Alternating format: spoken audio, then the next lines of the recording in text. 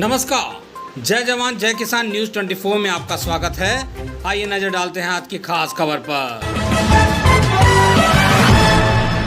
जिला फिरोजाबाद में Chaudhary Lakshmi Narayan inter college Banipur मड़ई में स्थित है।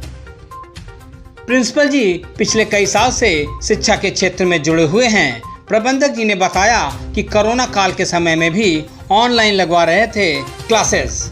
प्रबंधक जी ने कहा कि शिक्षा उस शेरनी का दूध है, जो पिएगा वो दहाड़ेगा। उन्होंने कहा बच्चों के ऊपर कोरोना के बाद से विशेष ध्यान दिया जा रहा है। प्रबंधक जी ने कहा कि अपने जीवन में सिर्फ शिक्षा को आगे बढ़ाने के लिए हमने ये कदम उठाया है। उन्होंने कहा कि कोरोना के बाद से स्कूल में लगवा रहे हैं एक्स्ट्रा क्लासेस। प्रबंधक जी ने सभी देशवासियों को दीपावली की हार्दिक शुभकामनाएं दी हैं।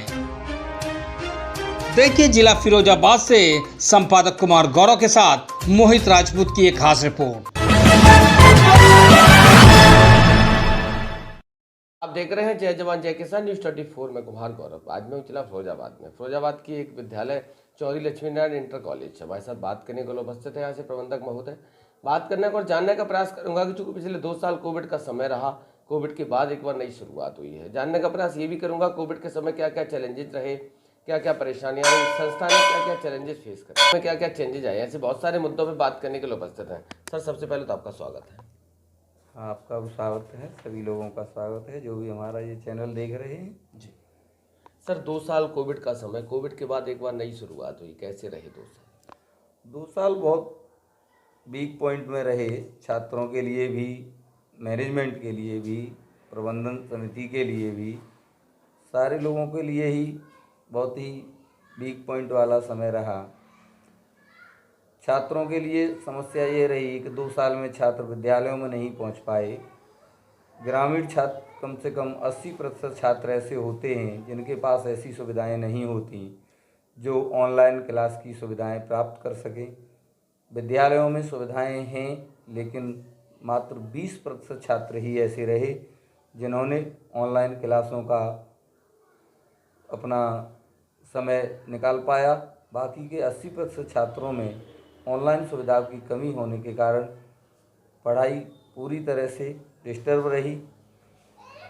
अब विद्यालय जब खुले हैं उससे पहले जिस समय विद्यालय बंद रहे, छात्र आए भी नहीं, उस समय फाइनेंशियल समस्याएं भी सभी कॉलेज वाले प्रबंधन समिति के सामने बहुत ज़्यादा आईं। कठिनाइयाँ भी बहुत सी लोगों के सामने आईं। अभी सर आपने ऑनलाइन की बात करी थी, ऑनलाइन का आपका क्या मानना है? ऑनलाइन और ऑफलाइन में सबसे ज़्यादा इफेक्टिव क्या रहता है? ऑनलाइन में इफ़ेक्टिव ये रहता है जो भी छात्र जागरूक हैं, जो ऑनलाइन की सुविधाएं जिनके पास उपलब्ध हैं, वो लोग भी सकते हैं। जो ऑफलाइन क्लासेज होती हैं उसमें जो 100% क्षमता होती है, क्योंकि छात्र अध्यापक के सामने होता है तो उस समय उसकी कमजोरियों को भी निकाला जा सकता है। छात्रों को कोई ऐसी व्यवस्थाएं भी होती हैं जो कार्य नहीं कर रहा है तो उसके लिए हल्का पूरा समझाया भी जा सकता है। काफ़ी बिंदु ऐसे होते हैं जो अध्यापक और छात्र को बैठकर ही उनके आपसी संबंध से ही सुलझाए जा सकते हैं। ऑनलाइन सुविधाओं में ये कार्य असंभव है और नहीं किया जा सकता।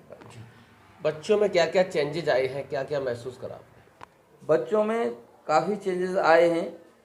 कुछ ये भी है, गाइडेंस का ध्यान भी इस तरफ बढ़ा भी है कि कुछ ऑनलाइन की तरफ ध्यान बढ़ा है।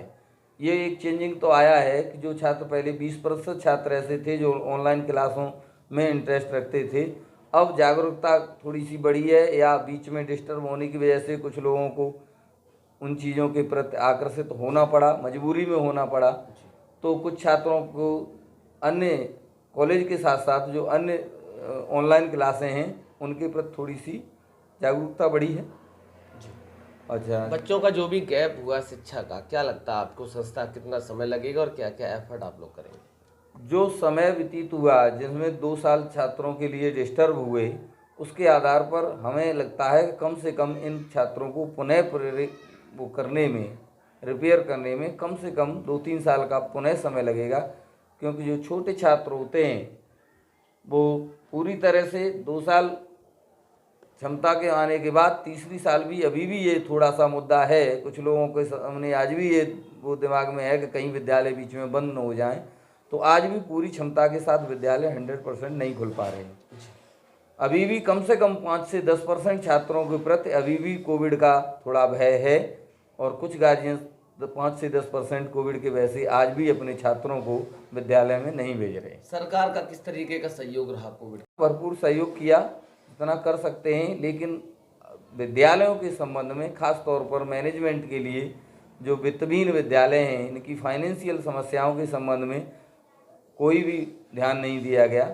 सरकार को ये भी सोचना चाहिए था कि फाइनेंशियल प्रॉब्लम जब विद्यालय बंद हैं, उस समय जब मैनेजमेंट के पास कोई इनकम का स्रोत नहीं है, तो अध्यापकों को जब मैनेजमेंट वेतन देगा तो उस आधार पर कुछ न कुछ सहयोग करना चाहिए था। इस संबंध में सरकार ने ऐसा कोई भी कार्य नहीं किया जिससे कुछ वित्तहीन विद्यालयों के अध्यापकों को और मैनेजमेंट को कोई सहायता मिल सके। एक आखिरी सवाल आपसे, आपने देखा कि हिंदुस्तान पे धीरे धीरे वेस्टर्न कल्चर हावी हो रहा, बच्चे अपनी मूल संस्कृति से दूर जा रहे। एक हमारा आपका दौर था, वो दूसरा था, आज बदलाव की ओर है। क्या लगता है आपको, संस्था ऐसा क्या करेगी जिससे कि संस्कृति और संस्कार ही बचे रहें, शिक्षा भी चलती रहे? सिर्फ एक ही साधन है, बच्चों गार्जियंस के बीच में सामंजस्य बिठाया जाए और गार्जियंस को और बच्चों को इस तरीके से प्रेरित किया जाए जिससे हमारे बीच जो मूल व्यवहार हैं, पूर्व संस्कृति हमारी है, उस संस्कृति के बीच में और हमारे बीच में सामंजस्य बनाया जा सके। नवरात्रि का पर्व है, उसके बाद दीपावली का पर्व है, विद्यालय परिवार की तरफ से क्या शुभकामनाएं देना चाहते हैं? नवरात्रि और दीपावली की पूरे भारत के लिए मैं शुभकामनाएं देना चाहता हूं, और मैं यही पूरी तरह से छात्रों को और उनके अभिभावकों को समझाने का ये प्रयास करता हूं कि अपने छात्रों को विद्यालय प्रबंधन और विद्यालय मैनेजमेंट और प्रधानाचार्य स्टाफ के साथ इतना कोऑपरेट करें कि हमारे देश का कुछ आगे चल के भविष्य बनाया जा सके। जब तक कोई अध्यापक के साथ गार्जियन सहयोग नहीं करता, तब तक छात्रों को पूरी क्षमता के साथ नहीं अध्ययन कराया जा सकता। बहुत बहुत धन्यवाद सर, बात करने के लिए, समय देने के लिए। पल पल की खबरों को देखने के लिए चैनल को लाइक, सब्सक्राइब और शेयर जरूर करें।